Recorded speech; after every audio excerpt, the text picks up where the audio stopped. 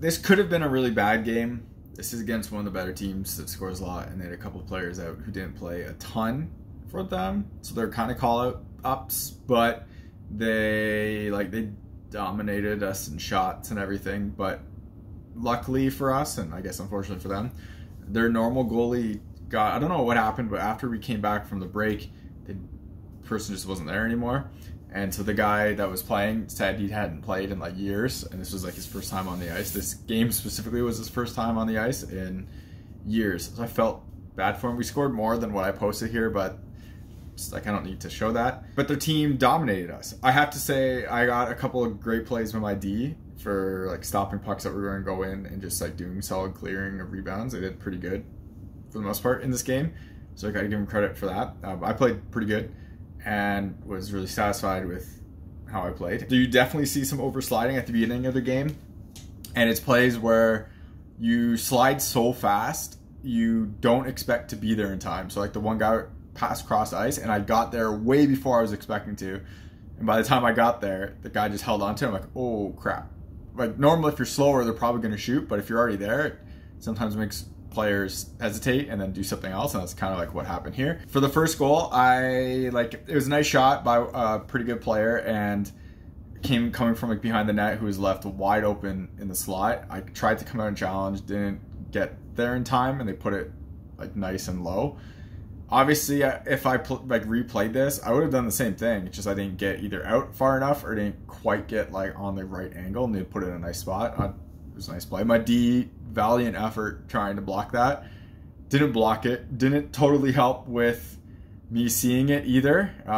It doesn't totally look it from the video, but I didn't see like parts of it. I saw it leave his stick and then lost it, and so. But I mean, I can't blame him for trying to get in the way for that. It was a pretty great like sacrificing play. You don't have to do it beer league like this. And then the second goal is a perfect example of me switching gloves and it not being good. This was the Genetic 5 glove, and it does have like a different break angle and pocket angle compared to a lot of the gloves I use, which are like 600 breaks. And this was a case of me trying to catch something and just totally whiffing, and using different gloves all the time doesn't help for that at all. And that was the case here, and unfortunately they put a really nice backhand, like top shelf, but that should have been caught anyways, and I just totally whiffed on it because of I suck. But switching gloves is not the best for it, and which is why you'll see like in the future for playoffs, I tend to stick with one throughout the whole thing. I can switch other stuff pretty easily, but the gloves are the big part, so I'll find my favorite and kind of just stick with that. There is a shot here where a player, it's not a very hard shot, they're not very tall, it happens in the third period, comes in on the catching glove side, takes a slap shot, and it gets me like right here. That hurt. And this is the Konecny chest, and that hurt. And that shouldn't have hurt. So, just saying. But yeah, happy with this game. It was nice my team being able to get out of a losing streak slump, because we were getting dominated for a while. And in fact, we were still dominated shot-wise, but we won, so it was like a nice change and a good feeling for that. So if you're buying hockey equipment and you want to support the channel, check out the links in the description. In the US, check out links to Pure Hockey. In Canada, check out the links to Hockey Supremacy. If you click those links and make a purchase, I get a kickback from the sale. So anything that comes back from that comes right back into the channel, so I can make more content and doing like real reviews and stuff. I got buy gear to do a lot of the tests for it, so that costs money and it would be greatly appreciated. Otherwise, if you want to support the channel without buying anything, check out links in the description to Patreon, buy me a coffee. Everything through there comes again back into the channel, so I can make more content and doing real reviews. Y'all